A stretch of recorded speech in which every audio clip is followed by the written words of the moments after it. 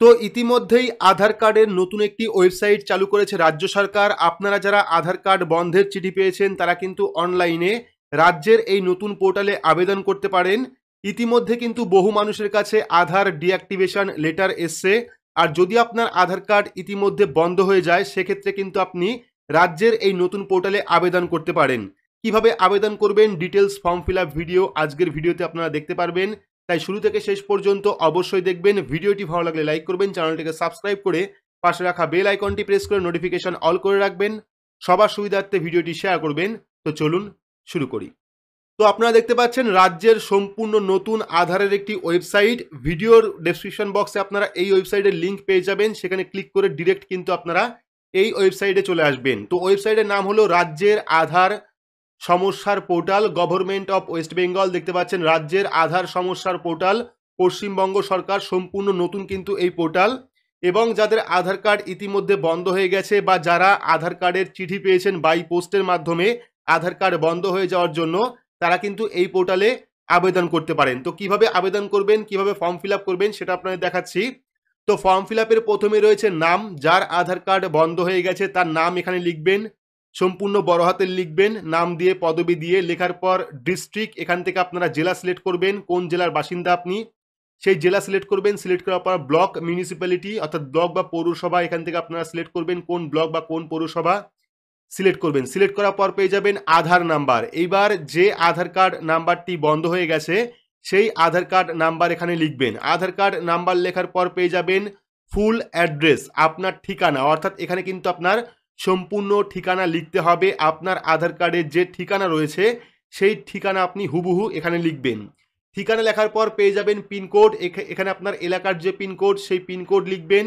Pin code লেখার পর voter ID card number, যদি ভোটার আইডি কার্ড নাম্বার থাকে সেক্ষেত্রে আপনি ভোটার আইডি কার্ড নাম্বার দিতে পারেন। যেহেতু এখানে রেড স্টার মার্ক নেই সেক্ষেত্রে যাদের ভোটার কার্ড নেই তাদের ভোটার কার্ড নাম্বার না দিলেও চলবে। তারপরে অ্যাসেম্বলি অর্থাৎ বিধানসভা নাম্বার, এখানে আপনারা বিধানসভা নাম্বার দেবেন। যদি ভোটার কার্ড থাকে সেক্ষেত্রে বিধানসভার নাম্বার এখানে লিখবেন, যেহেতু রেড মার্কও এখানে করা নেই। তারপরে বুথ নাম্বার বা পার্ট নাম্বার যদি থাকে সেক্ষেত্রে দেবেন। দেওয়ার পর তো বুথ নাম্বার বা পার্ট নাম্বার লেখার পর পেয়ে যাবেন আপলোড আধার ডিঅ্যাক্টিভেশন লেটার। তো এখানে আপনি যে আধার ডিঅ্যাক্টিভেশন লেটার পেয়েছিলেন বাই পোস্টের মাধ্যমে, অর্থাৎ অনেকের কাছে কিন্তু রাঁচি অফিস থেকে আধার নিষ্ক্রিয়করণের যে চিঠি বা ডিঅ্যাক্টিভেশন লেটার সেই চিঠি পাঠানো হয়েছে। তো সেই চিঠি কিন্তু আপনাকে এখানে আপলোড করতে হবে পিডিএফ ফরম্যাটে।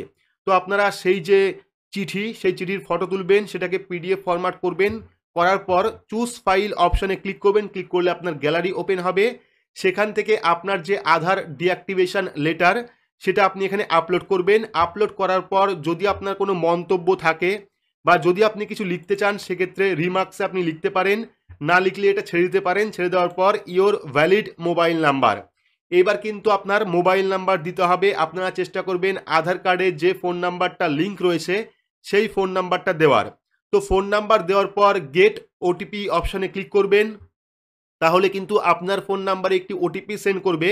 সেই ওটিপি ভেরিফাই করার পর সাবমিট অপশানে ক্লিক করলে কিন্তু আপনার যে ফর্ম সেই ফর্মটা কিন্তু সাবমিট হয়ে যাবে। এবং মুখ্যমন্ত্রীর কথা অনুযায়ী যাদের আধার কার্ড বন্ধ হয়ে গেছে তাদের কিন্তু সুবিধা হবে এই পোর্টালের মাধ্যমে।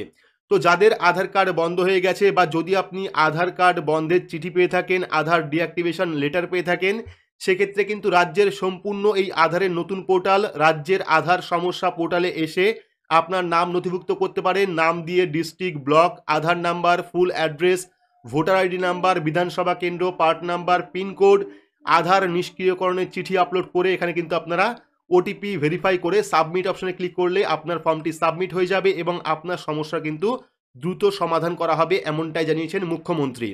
তো আপনারা চাইলেই কিন্তু বাড়িতে বসে নিজের স্মার্টফোনের মাধ্যমে এই ফর্মটি সাবমিট করতে পারেন। ভিডিও ডেসক্রিপশন বক্সে এই ওয়েবসাইটের লিঙ্ক দেওয়া থাকবে, আপনারা ডিরেক্ট ক্লিক করে কিন্তু এই ওয়েবসাইটে এসে ফর্মটি জমা করতে পারেন। তো এই ছিল আধার কার্ড নিয়ে একটি গুরুত্বপূর্ণ আপডেটটি আপনাদের কেমন লাগলো অবশ্যই কমেন্ট বক্সে কমেন্ট করে জানাবেন।